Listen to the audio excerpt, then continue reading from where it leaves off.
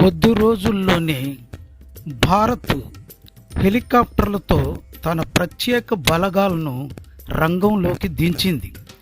బాంబులు, ఆయుధాలు అన్నీ రెడీ చేసుకుంది. Para special ఫోర్సెస్ని దించింది.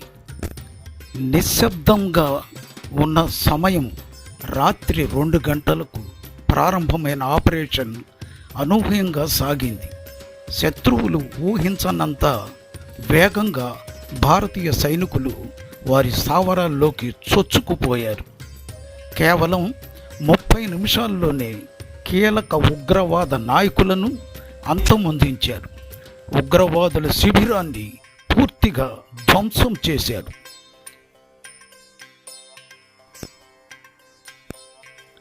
ఒక్క భారతీయ జవానుకు కూడా ఎటువంటి గాయాలు లేకుండా, ఎటువంటి ప్రమాదం లేకుండా ఆపరేషన్ని విజయవంతంగా ముగించుకొని తిరిగి వచ్చారు.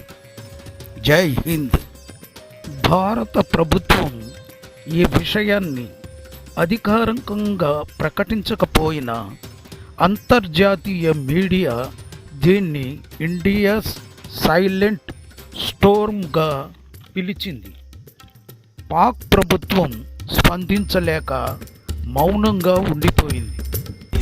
ఉగ్రవాదం ప్రోత్సహిస్తున్న ప్రతి దేశానికి కూడా ఇది బలమైన హెచ్చరికగా నిలిచింది. ఆ సమయంలో భారతదేశమంతటా తల వంచి వీర జవాన్లకు వందనం చేసింది. పూలదండలతో సత్కారములు చేసినది. మన జాతీయ జెండాలకు వందనములు చేసింది. బలగాల ధైర్యము, నిష్ఠ మరియు దేశభక్తి ప్రపంచానికి భారత శక్తిని మరొకసారి చూపించింది.